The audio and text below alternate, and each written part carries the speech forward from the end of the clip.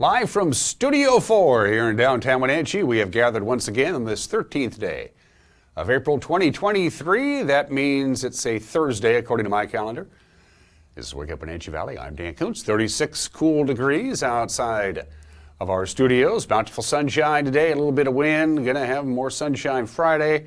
Friday night, going to start seeing a few clouds thicken up. We're going to warm up on Saturday and Sunday, but we're going to exchange the milder temperatures for clouds. Details are coming up. Can't seem to bust out of this cool weather pattern. We did it again yesterday. Only got to 53. It's been a cool April after a cool March. Anyway, forecast details are coming up. A lot of news stories to get to you today. Busy news day yesterday in the bullpen. We'll get you filled for the information that you need. In sports, Jared Kelnick hit a home run last night at Wrigley Field that may not have landed yet, and the Mariners won. We'll have highlights of that. Also, we'll preview opening night this Saturday night at Wenatchee Valley's Super Oval. We'll do it during sports with our visit to Jeremy Anders, and then in the back half of the program, a complete conversation with a good friend of ours, Jeremy Anders, the general manager of Wenatchee Valley Super Oval. And it's Thursday. Pause for pets. Max the dog needs a home. We'll check in with our friends at the Wenatchee Valley Humane Society. All in all, lots to get to today. Let's not waste any more time. You can see what we got. You can see behind me. We're going to use the Heights camera. We got it pointed down the Columbia River towards the Rock Island area. Beautiful view there. Sun is up. Sun came up at 6:16 this morning. Sunset tonight, 7:47. Yeah, we got another 3 hours of daylight heading our way. 3 hours more than we had yesterday. Altogether, 13 hours and 31 minutes of daylight. 13 and a half hours of daylight. I'm liking that. But now the sun is still up when I go to bed. This is what happens this time of the year. We have to go to bed early because we get up early, like really early. Yesterday's high, as I mentioned, 53. Normally it's supposed to be 61.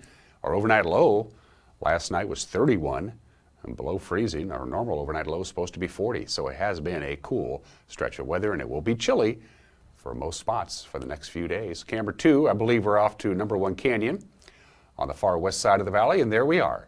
Number 1 Canyon, that little ribbon of asphalt you see in the lower left-hand corner of your screen is 5th Street, which runs all the way from the foothills of Wenatchee all the way down to the Columbia River. Nice view there from our number 1 Canyon camera. Let's check in with our Omi Gardens camera. Omi Gardens, by the way, opens this weekend. We'll talk about that when we get to the news. That camera is about a quarter of a mile to the north of Omi Gardens. We call it the Omi Gardens camera because it's fairly close to Omi Gardens. It's not actually on the property. Good morning to Rocky Reach Dam and the folks to the north of us, and you can see a few high clouds there. And finally, Union Valley, way up above on the north shore of Lake Chelan near the Manson area, covered in green, and the snow continues to recede on the mountains around Lake Chelan.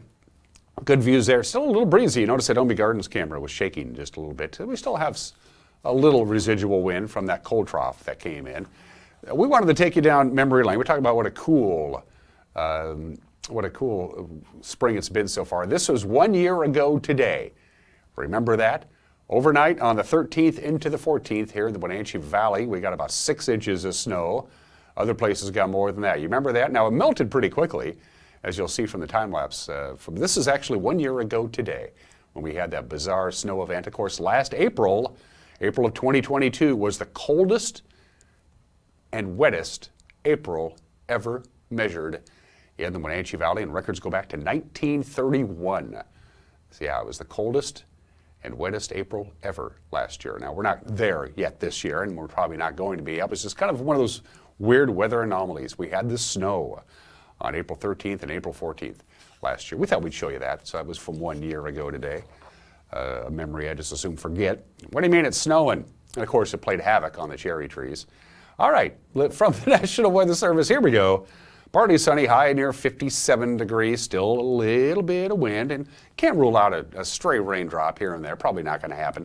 But it's going to be kind of a 50-50 mix of clouds and sunshine today. And that afternoon high temperature, once again below normal, as is the overnight low, 34 for the overnight low tonight. We'll do it all over again on Friday. We'll see a little bit more sunshine on Friday and no wind at all in the forecast with a high of 57. Saturday and Sunday, we're going to be near normal, but not quite there yet. And we'll have some cloudy conditions with a good chance of rain Sunday afternoon, overnight into Monday morning. So about a 50-50 chance of rain Sunday night into Monday morning. And look at that. Wouldn't you know it, starting the next work week, we go right back down with cooler temperatures. Yeah, we're in the middle of a fairly significant stretch of temperatures not being at normal. It hasn't been well below normal like it was last April, but it's still below normal. It is a cool spring so far. 5 minutes after the hour, going to take a break, and then we'll have your headlines. You're watching Wake Up Wenatchee Valley on the NCW Life channel.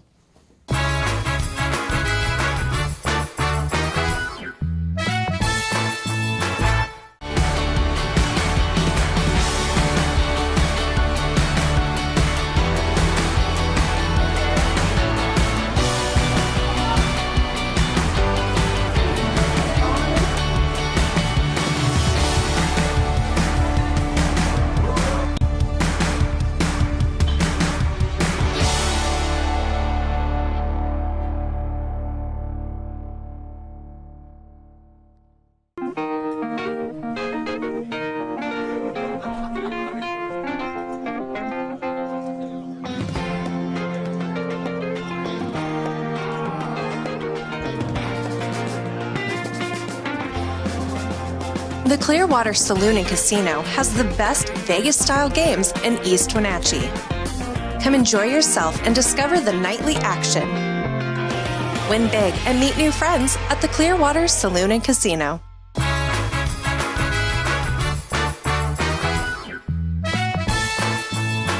The high clouds and the sunshine are doing battle. 36 degrees will be upper 50s today. Under partly cloudy skies, bountiful sunshine, upper 50s on Friday. Warmer, not much, but warmer on Saturday and Sunday, but the clouds will have the upper hand over the weekend. 7 minutes after the hour, the man at that center of that March 28th standoff up the Chumstick will be assessed for mental competency. 47-year-old Abel D. Wilkes was arrested after that 18-hour standoff in which he allegedly refused orders from a police SWAT team to leave his trailer home. Wilkes is charged with second-degree assault and accused of pointing a rifle at a neighbor. Now, his public defense lawyer filed paperwork on Wednesday arguing that he is unable to clearly communicate with Wilkes, and Judge Robert Jordan agreed to order a mental health assessment by Eastern State Hospital. The SWAT action that led to Wilkes' arrest is currently under review by an outside investigation team. One SWAT officer affiliated with the Wenatchee Police Department filed a rifle during that incident. He has since been placed on administrative leave. The Eastmont School District and other school districts throughout the state received a hoax email, a number of them on Tuesday, making non-specific bomb threats. Superintendent Becky Berg said she was in touch with law enforcement, which deemed the threats not to be credible. The same or similar emails were received at the Elmira Cooley Heartline School District, which opted to evacuate its high school and elementary school for about an hour. They searched the buildings. They didn't find anything. Authorities say the emails appeared to be a coordinated hoax that targeted more than 30 school districts across the state. The Wenatchee Reclamation District has been pumping water in that big pipe that goes across the pedestrian bridge for a long time now, but not always without incident. On Wednesday, a major leak sprung in the pipe that crosses the Columbia River, and that forced the district to drain out its irrigation system and replace a large valve on the bridge. The work was done by early Wednesday afternoon. The pipeline bridge, which is now a pedestrian crossing, of course, and it's also part of the Apple Capital Recreation Loop Trail, was the first bridge to span the Columbia in our state. A 76-year-old Ephrata man was found dead yesterday in an irrigation canal south of the city. Murray John Bosner pronounced dead at the scene. His body was discovered at about 4 o'clock in the afternoon on Tuesday in the Columbia Basin Project West Canal. That delivers water from the Grand Coulee Dam reservoirs near the area of Road 11.5 Northwest. Deputies say there's no indication of how or why Bosnar ended up in the canal, but no obvious signs of foul play either. An autopsy has been scheduled to help determine the cause and the manner of death. A Wenatchee man is suspected of carrying 2 pounds of methamphetamine when he was stopped by an East Wenatchee police officer last Thursday. 38-year-old Charles Clayton Griffith was allegedly driving slowly on Rock Island Road just before 8 in the morning and failed to signal when he took a turn. Well, when that drew the attention of an East Wenatchee patrol officer, Griffith allegedly admitted to being wanted on a warrant. Police say he was carrying about 2 pounds of suspected meth, plus about $1,300 in cash inside the vehicle. Griffith remains jailed on that prior warrant. Douglas County prosecutors are considering possible charges. East Wenatchee police are on the lookout for a suspect. They're looking for a suspect in a reported domestic violence attack that took place late last month. That's the person they're looking for, Trenton M. Jackson. 21 years old, 6 feet 1 inches tall, about 175 pounds. Police say Jackson is suspected of committing an assault in the 900 block of 3rd Street Northeast on March 27th, in which he strangled the alleged victim. He was last seen fleeing in a burgundy Ford Fusion with dealer license plates.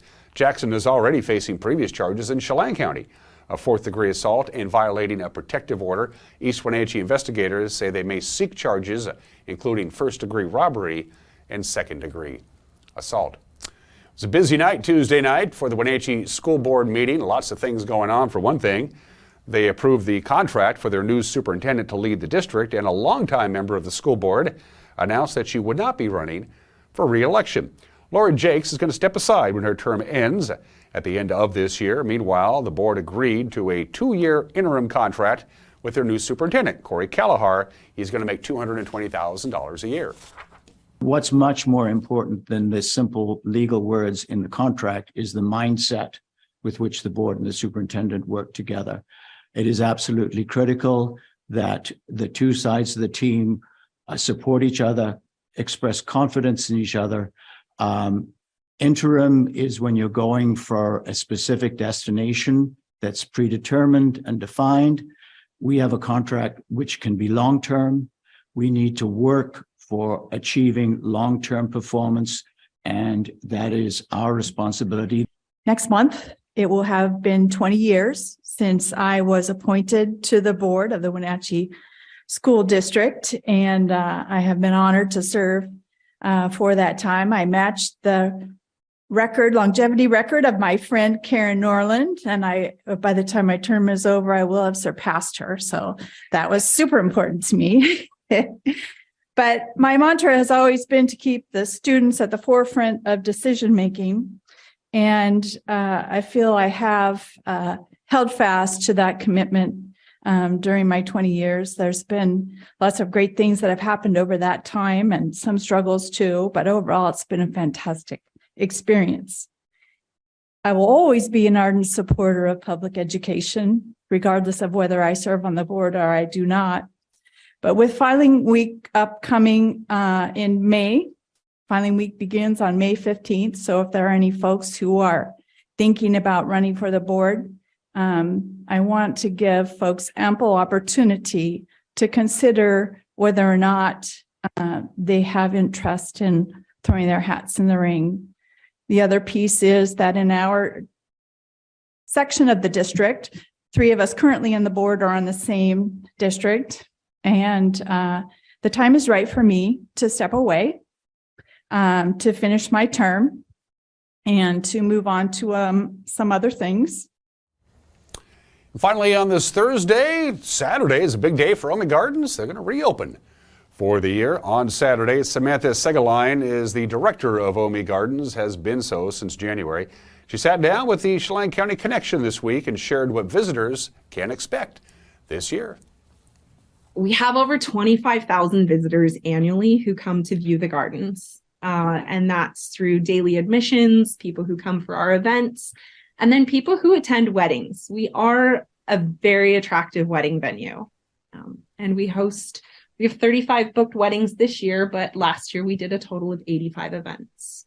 We host movie nights because I grew up going to the drive-in and we don't have that anymore. So we have a 20-foot blow-up screen and we host movies in later July, August, and early September. There is Works Gym puts on a yoga in the gardens, and that is normally Wednesday nights through August. And then we also are continuing to do a comedy series that we started last year, and those will be on August 25th, September 15th, and September 29th. In 2014, there was a little boy who was leaving the gardens with his grandma, and he said, "Grandma, this garden was so boring." And I thought, oh no, we have to fix this. So I went out and at the approval of the administrator at the time, Mike Short, we started hiding gnomes and fairies throughout the garden. It's a game of I Spy. And you come in, you pick up a map, and you just kind of go around to the different sections of the gardens and see if you can spot the Nomer fairy hiding there. We do it from May through August, and then families who participated in 3 of the months can come back in September to hunt for our treasure chest. Omi is officially owned and operated by Chelan County. Chelan County took it over in 2008. The Omi family had it up until 1991. The Omi family really wanted it to remain open to the public and there for people to come and view, because it is a nationally acclaimed garden. So in 1991, it was sold to the state for $660,000. It's priceless today. That it is, and that is the news. On this Thursday morning, we will fill your head full of the information you need with our evening news at 5 o'clock, 6 o'clock, and 10 o'clock. Also on our YouTube page, on our Facebook page, and on our homepage, up and running at right around 5 o'clock in the evening. And with a preview, the anchor, Grant Olson. Good morning, Dan. Coming up tonight on the NCW Life Evening News, we will bring you our weekly Pause for Pets feature with the Wenatchee Valley Humane Society. Expect temperatures in the mid-50s today, mid to upper 50s tomorrow, and into the 60s this weekend. I'll have all the details in your complete North Central Washington weather forecast. And in sports, Eric Granstrom gives us a look at what's on tap tonight in area high school sports, as well as the latest on the Kraken and Mariners. That and all the day's news stories coming your way tonight at 5, 6, and 10 on the NCW Life Evening News. We hope to see you then. Dan? Thank you, Grant. And if there's something out there that you think we need to know about, you need to tell us. Kind of part and parcel. You can use our Facebook page, you can use our homepage, you can email us, or you can pick up the telephone and give us a call. Still to come, sports, the obscure holiday, today in history, some celebrity birthdays. Pause for Pets with the Wenatchee Valley Humane Society. Mike McNaughty's got an opinion. And my conversation with Jeremy Anders. Not only does Omi Gardens open on Saturday, so does Wenatchee Valley's Super Oval. It's going to be a busy weekend. It's all coming up on this Thursday edition of Wake Up Wenatchee Valley.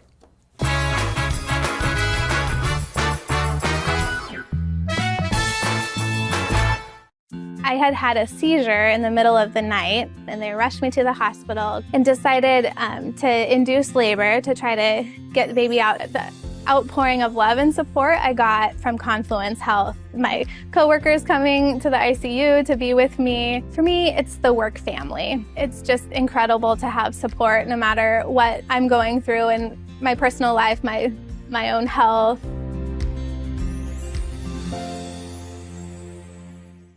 I have no idea what I'm doing. That's why we need you. We need people to run camera so I can get back down on the broadcast and talk about what's going on. We pay $75 per event. If it's sports, if it's a parade, if it's Apple Blossom, if it's a Super Oval, $75. If that sounds like some extra good money for you, we'd love you to be part of our team. All you have to do is email me, sports@ncwlife.com. sports@ncwlife.com.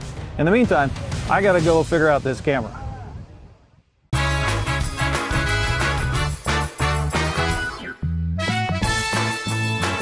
19 minutes after the hour, weather looks pretty good. Partly cloudy, no rain in the forecast Saturday night for opening night at Wenatchee Valley's Super Oval. 5 classes of racing are on the docket. They'll take place this weekend at the quarter mile up there at Fancher Heights. Track manager Jeremy Anders says he and his crews have been crazy busy getting ready for Saturday.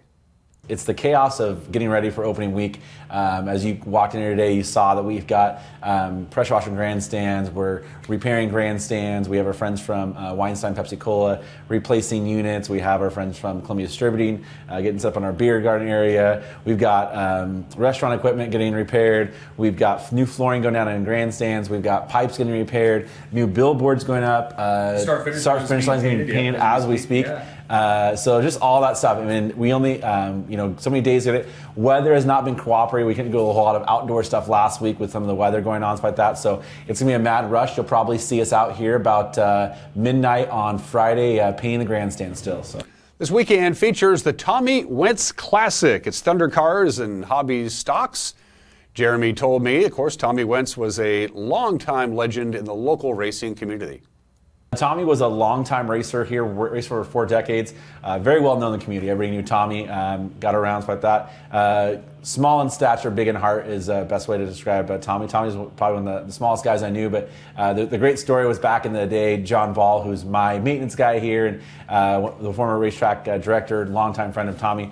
Back in the day when he used to win races, they used to bring a milk crate out and put a milk crate next to him so it could be equal with the trophy girls. It's amazing he could even reach the gas pedal. Yeah, and so Tommy raced here for all that time. We lost Tommy, I think it's been 4 years now ago we lost. Suddenly. Within a couple weeks of Tommy's passing, I was approached by multiple different people and then also got in touch with the Wins family, and we put together the Tommy Wins Classic. It's now become one of the biggest races in the Northwest for hobby stock Thunder cars. We have our Dixie and Air Conditioning Thunder cars, which are our local class, and then we partnered them together with the Tri-State Challenge hobby stocks. And as of this morning, we're at 33 cars from all over the Northwest coming in for this. Yeah, the Tommy Wins Classic. The lineup on Saturday is a busy one. You got the Tri-State Hobby Stock Challenge, Dixie Heated and Air Conditioning Thunder cars, the Rockstar Energy B mods, the Plum Perfect Road Runners, and the Zero Handicap Youth Road Runners.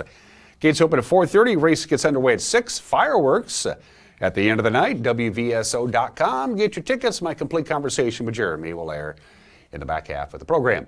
After a 2 and 3 road trip through Oregon and California, the Wenatchee Bighorns back in the big city. Starting tonight, Wenatchee will be hosting the South Bay Flash at the Town Toyota Center at 7:05. South Bay is on a 3-city tour of the Northwest. They come in with a 3-4 record. The Bighorns are 5-7. You can learn more about the game and how to get tickets at WenatcheeBighorns.com. The Wenatchee Wild leave for Penticton this afternoon for their Interior Conference semifinals in the BCHL playoffs. Fans, welcome to come down to the Town Toyota Center. Go behind the Weinstein Beverage Rink and send them off. The bus will leave sometime between 2:30 and 3. Wenatchee faces the V's in games 1 and 2 tomorrow and Saturday at the South Okanagan Event Center at 7 o'clock. Austin Andrade will call the game, and you can listen to it on 560 KPQ. Speaking of hockey, the Seattle Kraken wrap up the regular season at home tonight. Vegas are in town. The Golden Knights currently hold the number 1 seed in the Western Conference playoffs. They have 109 points. The Kraken have at least secured the number 1 wild card playoff spot. They come into tonight's game 2 points back of the Kings. In the Pacific Division, they'll drop the puck at 7:30. Climate Pledge Arena, ESPN. Logan Gilbert dominant on the mound, and Jared Kelenic continued to swing a hot bat. The Mariners finished their road trip on a winning note. Yesterday, Gilbert pitched 6 2/3 innings of 1-run 4-hit ball to earn his first win of the season. Seattle topping the Cubs 5-2. Teoscar Hernandez and Jared Kelenic each homered. The Mariners finished their road trip at 500, 3-3. On the ground, through the right side for a base hit. Gino's tied it up. Crawford strolls home. Right back up the middle into center field. France is coming home. Suarez is held at third base. First pitch swinging. Teoscar Hernandez puts the Mariners in front of the third inning. France slugs this on a line. Left center field. Insurance coming home. J.P. Crawford to the plate. He scores standing. Ty France just continues to rake.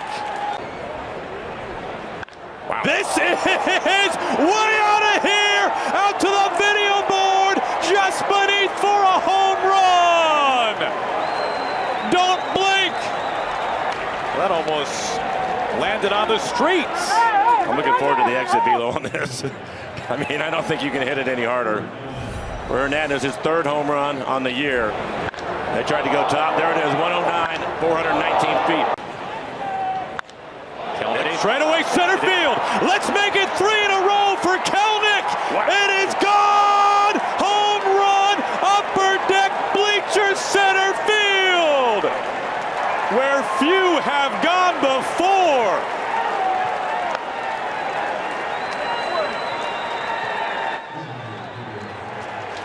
That was unreal.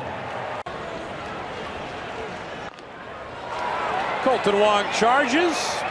The Mariners win it. They finish up the road trip 3-3. Kelenic spoke to Jen Mueller after the game and admitted, yeah, he's hitting the ball pretty good right now. They're giving me pitches to hit, and, you know, my timing's good right now, so just keep it going. Is there anything more gratifying about what you've been able to do and homering in 3 straight games? I mean, it's the same thing over and over again. Like I said, just trying to simplify the approach and just look for a fastball over the heart of the plate and be on time for it. Okay, you can smile at this next one here. You know how far that ball went, 482 feet. It is the longest in the StatCast era. But which of your home runs this series was your favorite? The backside one, just because I told our hitting coach before that at bat that I thought they were going to come first pitch fastball away and I was going to put it in the left center field bleachers. And to go up there, tell them that you're going to do that and that's what you do, like, that one meant a lot to me. Mariners are off today. They got the Rockies coming to town tomorrow for a 3-game weekend series. All right, to the Les Schwab Prep scoreboard we go. In prep baseball, yesterday, Cashmere topped Quincy, Chelan beat Omak, Waterville-Mansfield got the better of Bridgeport, and Brewster beat Pateras. Today's single games, no doubleheaders today. They all start at 4:30. You got Lake Roosevelt at Oroville, Bridgeport hosting Tenasca, Brewster at Manson, and Moses Lake Christian will entertain Ephrata. Some high-scoring fast-pitch softball games Wednesday. This is prone to happen. Waterville-Mansfield beat Bridgeport. Liberty Bell scored a 2-point conversion and beat Manson in football 22-21. The schedule today, 4:30 again. Lake Roosevelt at Oroville. Liberty Bell hosts Okanagan. Tenasca travels to Bridgeport. Brewster is at Manson, and Waterville-Mansfield will host Chelan. One soccer match last night. Brewster beat Liberty Bell 3-1. Lots of soccer today, though. You got Brewster back home against Oroville at 4:30. Bridgeport will host Liberty Bell. Pateras is at Manson. Okanagan travels to Tenasca. Chelan is set to host Quincy at 5:45. At 6, you got Cashmere and Omak, and Ephrata hosts Cascade. The second half of the Big Nine boys soccer season gets underway tomorrow at Lee-Bofta Field at the Apple Bowl. Wenatchee will host Eastmont. We will be there. There's a 4-way tie atop the standings. Eastmont, Wenatchee, Davis, and Ike are all 4-2. The handsome and talented Sebastian Moraga and the even more handsome and more talented Matt Wisen going to have the call right here. We'll get going at 6:50 with the pregame show. On the tennis course this afternoon, Eastmont will host Davis at the Rack, and Moses Lake will visit Sunnyside later at 4. You got Othello at Ephrata, Quincy hosts Chelan, and Cashmere's at Omak. And one track meet today. It's in Sela. Ephrata, East Valley, and Prosto will be gathering for a CWAC meet at 2:45. And those are just some of the games that people are playing on this 13th day of April. For the Obscura holiday, I could have chosen National Make Lunch Count Day. I could have picked National Peach Cobbler Day, which I love. But no, it's National Scrabble Day. Today, extremely popular board game, especially in the United States. About a third of all American households have a Scrabble set, but believe it or not, in Great Britain, almost half of their households have a Scrabble set. Very popular in England. Mattel owns the trademark for Scrabble all over the world, with the exception of the United States. In the United States and Canada, Hasbro has the copyright. Alfred Mosier Butts invented Scrabble, and then he sold the rights to James Brunot, who changed the name to Scrabble, but Butts still got royalties. But nobody really bought Scrabble or played it much until the summer of 1952. That's when the president of Macy's, Jack Strauss, while on vacation, picked up a game of Scrabble, and he and his family played it all the time, and he was addicted to it. And so he got back to New York City and wanted to buy his own set of Scrabble at his own store, Macy's, and discovered that Macy's didn't carry Scrabble. So he called up Hasbro and said, send 1,000 sets to Macy's in New York. And when you see 1,000 sets of Scrabble at the shelves at Macy's, people are going to say, what's this all about? And that was what really made Scrabble popular. It actually saved Scrabble. They were thinking about discontinuing it until Macy's called them up and said, send as many as you can. There are 14 acceptable Scrabble words that have the letter Q, but not U. 14 of them. You're going to have to look them up yourself. I don't have time, and I can't pronounce them. Happy Scrabble Day. I suck at Scrabble. Have never been good at it. At least I admit that. 29 minutes after the hour. Today in history, 80 years ago today, they dedicated the Jefferson Memorial. Dedicated by Franklin Roosevelt. It was the 200th anniversary of Thomas Jefferson's birth.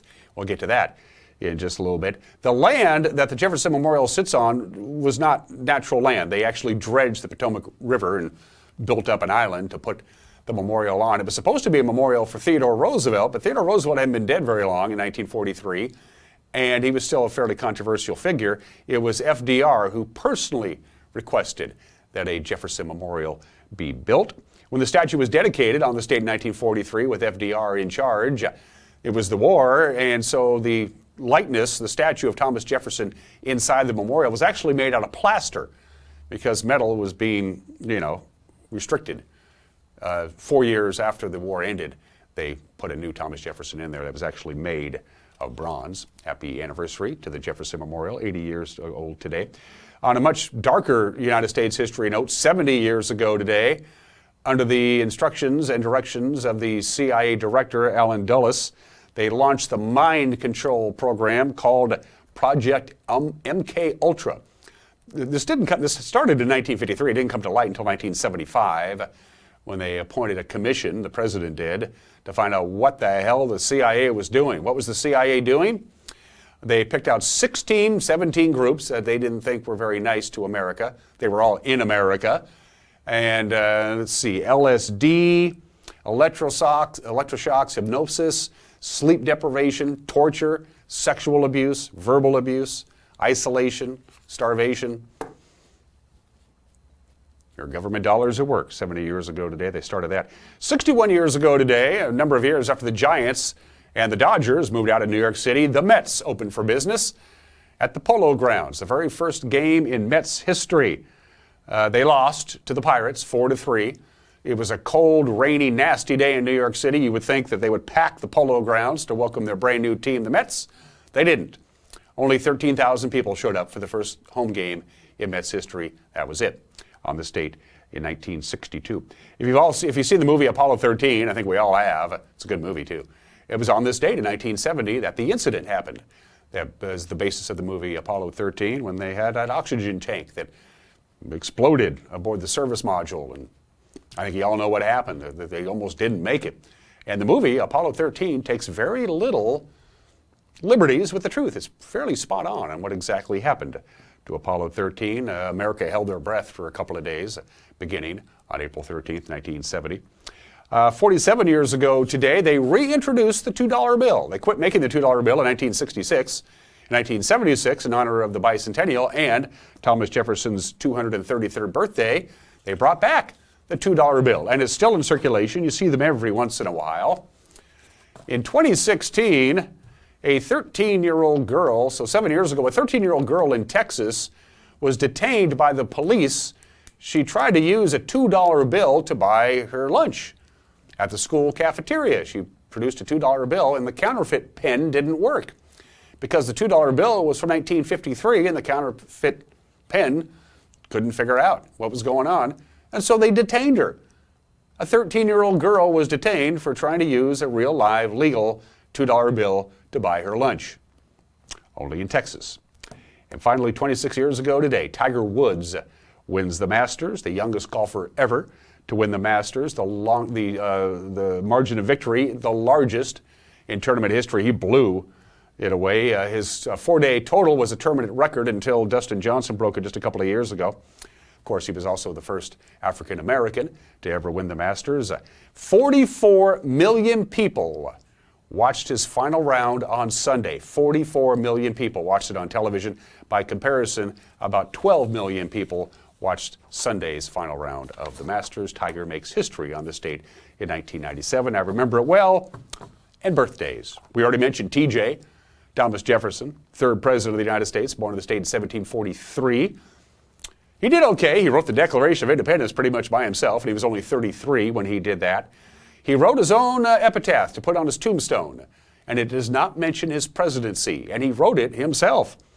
He was a notoriously poor public speaker. He was a fantastic writer, but he just, when it came to speaking before large crowds, he really was not very good at that. He bathed his feet in cold water every morning in the belief that it held off colds. You wouldn't catch a cold if you bathed your feet in cold water every morning. I don't know. During his presidency, he ran up a personal wine bill of $11,000 that the government paid for. And when Thomas Jefferson was born in 1743, he was born into one of the wealthiest families in all of the colonies. He died $107,000 in debt, which is about $2 million today. He was notoriously poor with money. Thomas Jefferson, born in the state in 1743. Harold Stassen, the anti-Thomas Jefferson, the wonder kid of politics. He was the governor of Minnesota from 1939 to 1943, and he was a huge rock star in politics. and then he went completely sideways. Harold Stassen ran unsuccessfully for the governor of Pennsylvania. He moved to Pennsylvania, ran for governor, lost, ran for governor again, lost, ran for mayor of Philadelphia, lost, ran for United States Senator, lost, ran for United States Senator again and lost, ran for the United States Congress, lost, went back to Minnesota, ran for the governorship again, lost, and ran for the GOP nomination for the presidency of the United States in 1944, 1948, 1952, 1964, 1968, 1976, 1980, 1988, and 1992, and lost. Born in the state in 1907. The Reverend Al Green. I'm so tired of being alone. We love Al Green. Great, great guy. He's 77 years old today, inducted into the Rock and Roll Hall of Fame. The man who won the bronze medal in individual trampoline in 2008, won the gold medal in 2012 and the bronze medal in 2016. The great trampoline Olympic champion from China. Happy 34th birthday to Dong Dong. Dong Dong is 34. Still to come, an opinion from Mike Mad Dog McDonnie. We went up to the WVSO and talked to Jeremy. It's time to go racing on Saturday night. That conversation is coming up as well. But first, Max, the dog, needs a home. It's Pause for Pets.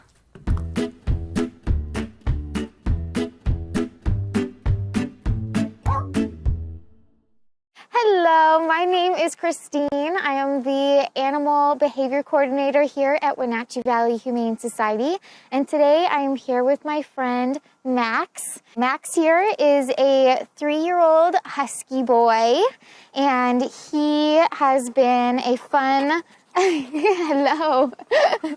And he has been a fun guy to get to know. We've been enjoying getting him up to playgroup with our other polite dogs. He's not a rough and rowdy kind of guy. He's a nice, polite guy who likes to socialize and hang out with his dog friends up there. We know he also has experience with living with kids, so he might make somebody a nice family dog if you have children in your home. And, oh, hello. And he's quite affectionate once you get to know him. He's a really sweet guy, and we hope he finds his forever home soon. If you're interested in meeting Max, we're open Tuesday through Thursday, 11 to 6, and closed 1:30 to 2:30 for quiet hour. Give them a call at 509-662-9577 or visit their website at wenatcheehumane.org.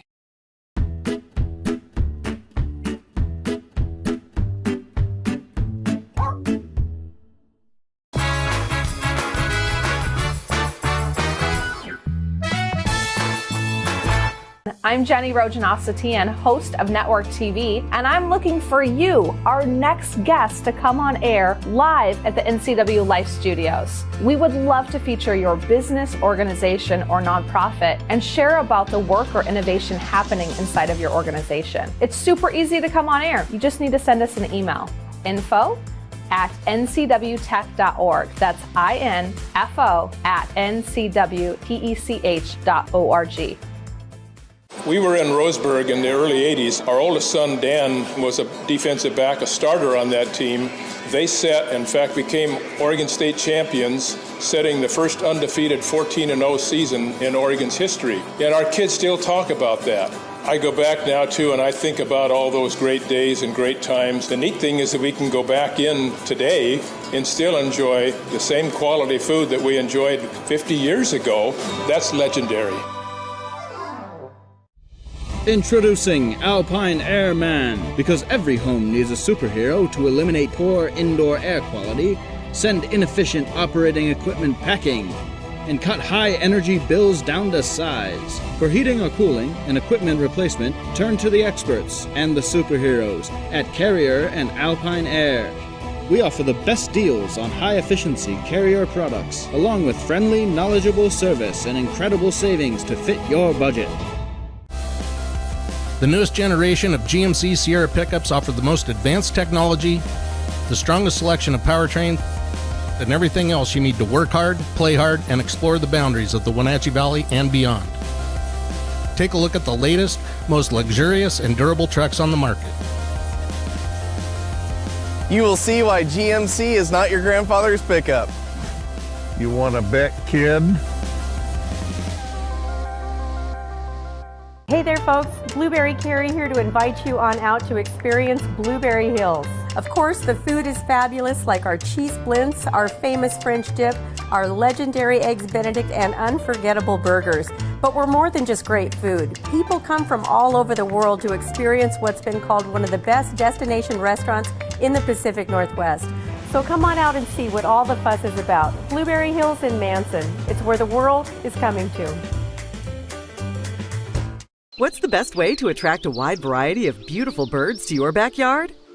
By offering the birds the right foods in expertly designed bird feeders from Wild Birds Unlimited. Whether you've been feeding the birds for a while or are just getting started, let our backyard bird feeding specialists show you how to add a little joy to your life and make nature a part of every day. Shop now for exclusive bird foods, feeders, hardware, and more. Wild Birds Unlimited. Products designed by experts. Trusted local advice. Are you dealing with a pest or weed issue and you just don't know what to do? We use the best pest control methods approved for areas with kids and pets. Whether it's rats, mice, ants, or spiders, or something else altogether, we provide the coaching and solutions you're looking for. And you can know that your dollars are supporting a local, family-owned and operated business. Allow us to help you get back to living healthy and pest-free. Harvest Valley Pest Control.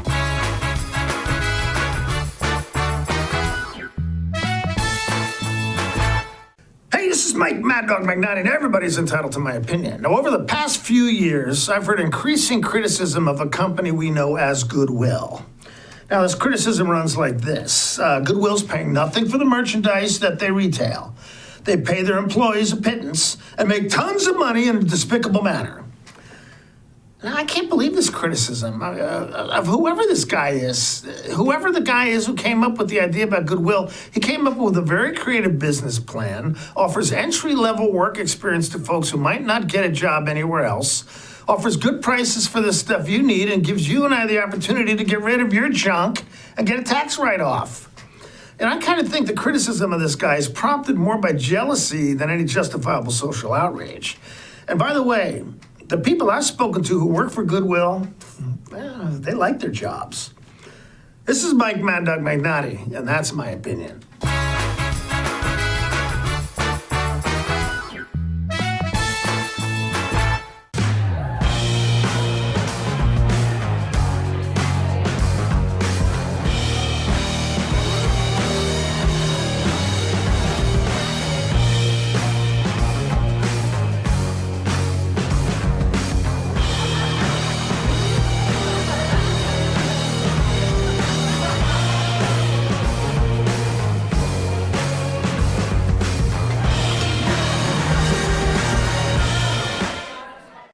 Looks like our surgery patient is feeling better today. Yep, I didn't need any oxy today.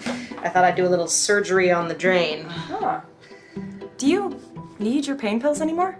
No. Well, we should get them out of the house. There are places to drop them off. Yeah, okay.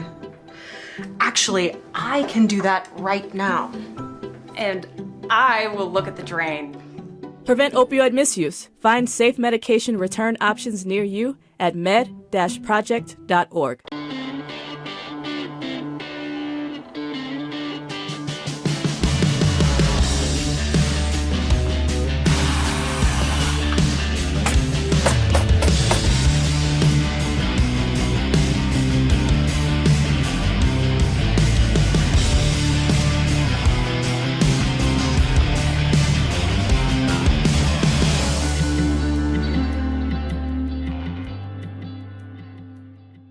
This is Tyson McGuffin, national pickleball champ, two-time back-to-back U.S. Open champ, and hometown Chelan guy, inviting you to your very own Lake Chelan pickleball tournament at Harmony Meadows. It's going to be an amazing time, and let's get our pickle on. Registration is underway for the Lake Chelan Pickleball Tournament April 28th through 30th at Harmony Meadows Tennis Resort. All ages and skill levels are welcome. This is a shootout format to see who will take the gold, silver, and bronze. Find the registration link at moretomanson.com. Let's get our pickle on April 28th through 30th in Manson.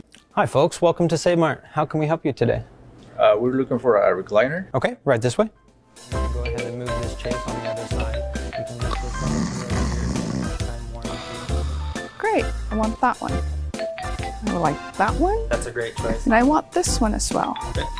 and I definitely want this one. You'll find it at Save Mart. Full service at a low, low price.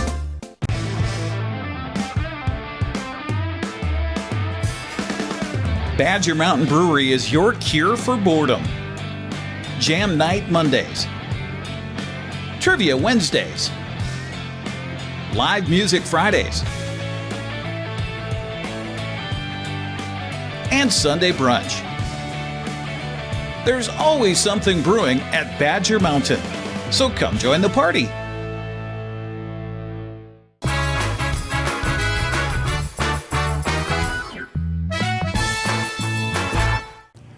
Welcome back to Wake Up Wenatchee Valley. Springtime in the valley means apple blossom. The trees are budding, the birds are singing, there's baseball in the air. And up here at Wenatchee Valley's Super Oval, it's time to people who can drive fast and turn left better than I can. Probably better than he can, too. It's the general manager of the track and an old friend of ours and a good friend of the program, Jeremy Anders, is joining me again. How are you, my friend? I'm doing pretty good. A little stressed, but a little crazy, but doing pretty good. But we got good news. Congratulations. In case you didn't hear, Jeremy now has a brand new indoor swimming pool at the Anders residence. I'm sure the kids are enjoying that. Yeah, it's been a very crazy week to deal with water between the racetrack and to deal with my house. So we've found some fun stuff, not so fun stuff. You're in your element, though. This you live for mid-April to late September. This is your life right here at Wenatchee Valley Super Oval. Who's kidding here? The passion always comes through. Yeah, chaos, carnage, it's the chaos of getting ready for opening week. As you walked in here today, you saw that we've got pressure washing grandstands. We're repairing grandstands. We have our friends from Weinstein Pepsi Cola replacing units. We have our friends from Columbia Distributing getting set up on our beer garden area. We've got restaurant equipment getting repaired. We've got new flooring going down in grandstands. We've got pipes getting repaired. New billboards going up. Start finish lines getting painted as we speak. Yeah. So just all that stuff. I mean, we only, so many days of it. Weather has not been cooperating. We couldn't do a whole lot of outdoor stuff last week with some of the weather going on, stuff like that. So it's going to be a mad rush. You'll probably see us out here about midnight on Friday painting the grandstand still. So yeah. Opening night is Saturday, but actually you and a bunch of the locals were here last weekend just to get some practice laps in, make sure they find how they fine-tune their rig over the weekend. Over the winter, I should say. So you did have at least a bit of a tune-up last week, and it's probably good to see the old friends again. Yeah, we do open practice every once a year to kind of get everybody, get those bugs worked out. We'll have another practice on Friday night before our first race. But last weekend we had close to 50 cars in almost every single division that races here on a local basis out here. And for the most part, I think it was pretty successful. I don't think we had nobody wrecked, and I think there's maybe one or two small mechanical issues here and there. But people are excited to get back to the racetrack. It was a little cooler temperatures like that, so it's looking like Saturday's been a little bit warmer. So the perfect temperature for this racetrack is about 75, 80 degrees. That's where you get some of the best stuff out there. When it gets really cold, it can be really tough to get some good speeds down, but this weekend hopefully it works out. And the main line, the headliner this weekend is the Tommy Wentz Classic. Talk a little bit about Tommy, his impact here at the Wenatchee Valley Super Oval and his impact on local racing. Tommy was a longtime racer here, raced for 4 decades. Very well known in the community. Everybody knew Tommy, got around like that. Small in stature, big in heart is the best way to describe Tommy. Tommy's probably one of the smallest guys I knew, but the great story was back in the day, John Ball, who's my maintenance guy here and the former racetrack director, longtime friend of Tommy. Back in the day when he used to win races, they used to bring a milk crate out and put a milk crate next to him so it could be equal with the trophy girls. It's amazing he could even reach the gas pedal. Yeah, and so Tommy raced here for all that time. We lost Tommy, I think it's been 4 years now ago that we lost. Suddenly. Within a couple weeks of Tommy's passing, I was approached by multiple different people and then also got in touch with the Wentz family, and we put together the Tommy Wentz Classic. It's now become one of the biggest races in the Northwest for hobby stock Thunder cars. We have our Dixie Air Conditioning Thunder cars, which are a local class, and then we partnered them together with the Tri-State Challenge hobby stocks. And as of this morning, we're at 33 cars from all over the Northwest coming in for this. Pays $2,000 the winner. A big thanks to the Tommy Wentz family and friends who have helped put this event together with the financial aspect of it and stuff. So it's going to be a big event. Big thanks to Ken Osborne, Dixie Air Conditioning. He's a great partner behind it. But it's pretty cool to keep this race going in honor of Tommy. And we do a great trophy that kind of has a picture of Tommy on it and stuff. So It's going to be a lot of good racing this weekend, and the Thunder Car hobby stock cars, they're kind of, I don't know, they're one of my favorite classes. They're the old school, type stock car racing like that. They still have some stock parts to them, although they're getting away from being as stock as they used to be. But yeah. And my favorite, personally, of all the races we've covered and I've been to, is the kids. Getting the kids out there, the bandoleros running around having a good time. That's my favorite class. Yeah, the bandoleros are great. Those are the 8 to 14-year-old kids, and they race next week in April 21st and 22nd. But kind of along the lines of that, we have had the Plumper Roadrunners last couple. We've had those for a while, and years ago we used to have a youth Roadrunner division, and we had quite a bit of draw to kind of bring that division back. So we're bringing it back this year. It's the Zero Handicap Youth Roadrunners. Those drivers are 12 to 16 years old, and we just didn't know, okay, are we going to have 2 cars? Are we going to have 3 cars, 4 cars? I think right now we're at 8 or 9 cars going to be here for opening weekend. A lot of first-time drivers. It was last week, and we have a lot of drivers trying to learn how to drive stick for the first time and stuff like that, where, hey, the cool thing is you get to drive on the racetrack before you get to drive on the streets. So we're looking forward to a great field of cars. I think there's, like I said, 8 or 9 of those kids. Some of the kids raced with us last year. They're going to kind of move down. And then the cool thing about it is there's a handful of them where the parents are going to drive the car in the adult class, the kids are driving the youth class. So, yeah. We've talked about this before, but I think it bears repeating. There's Wenatchee Valley's Super Oval isn't the only track around.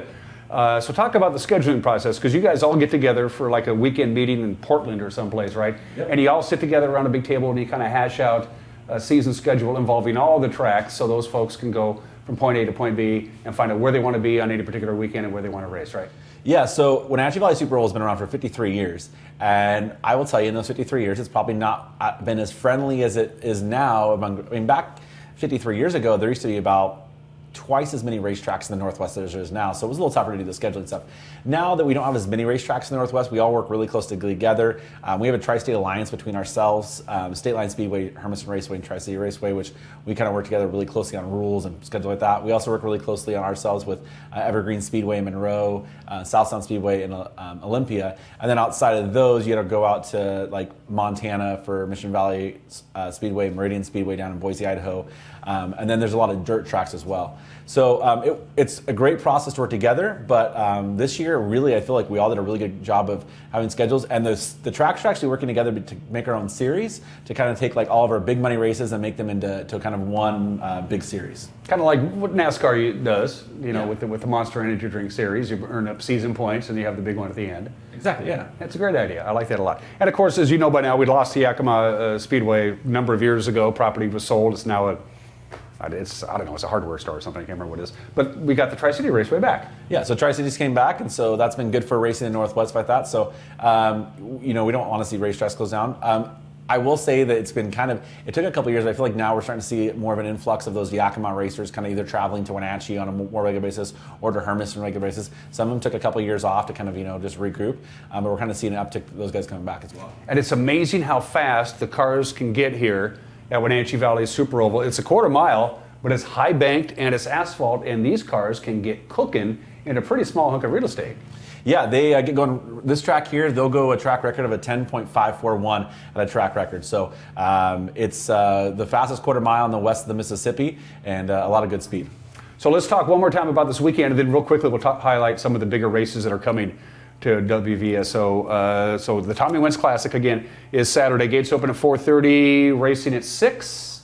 Yes, gates are at 4:30, racing at 6. We have main events for all 4 classes. We have the Rockstar Energy B-Mods back on track, which those are exciting. Tommy Wentz Classic with the hobby stocks and Thunder cars. And then we have the Plum Brook Roadrunners and the Zero Handicap Youth Roadrunners. All the divisions will do heat races and the main events. And then we're going to end the night with fireworks. Fireworks, don't forget about the fireworks. And then, of course, as you already mentioned, racing again next weekend. You guys always race on the first weekend of Apple Blossom Festival. That's a long-time tradition.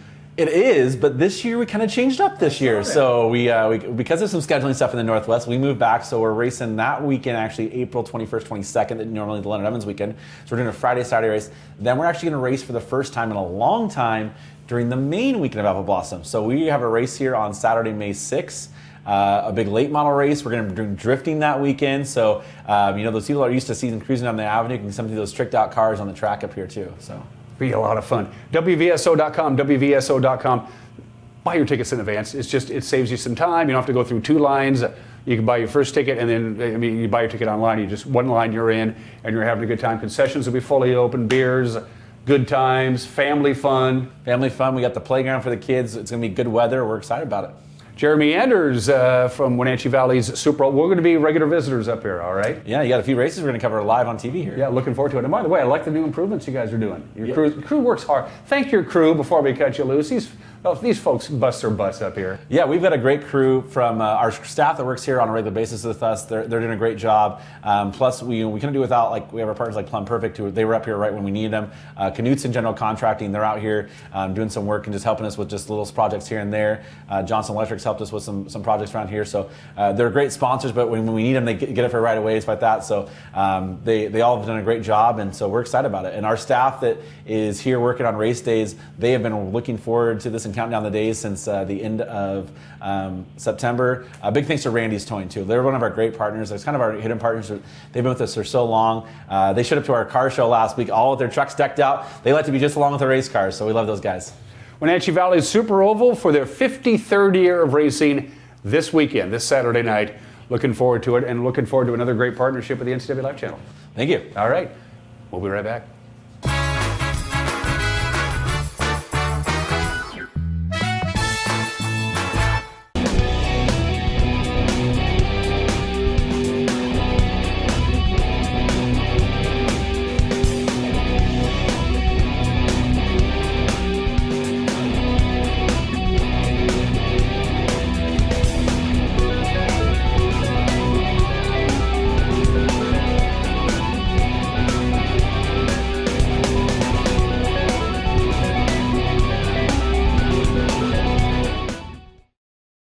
Is your recliner as comfortable as this?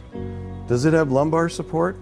The new technology in power recliners is simply amazing. Hi, can I help you? Well, yes, I was just telling my friends. Oh, about the great selection of recliners we have here at Boswell's? It's true. We have everything from pushback recliners to power recliners with all the latest features. Boswell's Furniture on Easy Street. It's closer than you think.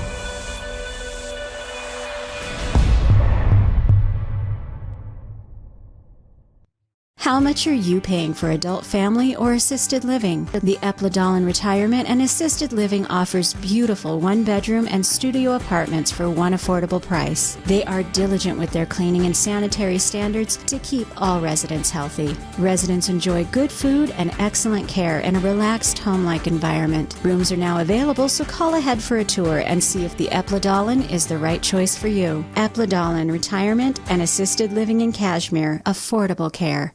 Merry Maids can clean your entire home, business, or vacation rental from top to bottom, inside and out. Merry Maids will even take care of cleaning your carpets, and they can pressure wash your home. Merry Maids has thousands of happy customers. They've been cleaning homes and businesses in our valley for over 25 years.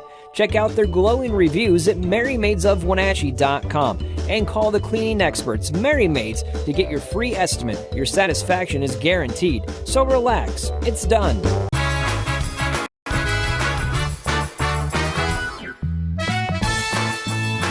All right, getting ready to wrap up this Thursday edition of Wake Up Wenatchee Valley. We've gone exactly 1 degree up since we began this show an hour ago. It's now 37 here in the Wenatchee Valley. Let's go ahead and take one more look at that all-important forecast. And the one thing you'll notice, we just can't seem to bust out of these cooler than normal temperatures after a high yesterday of only 53.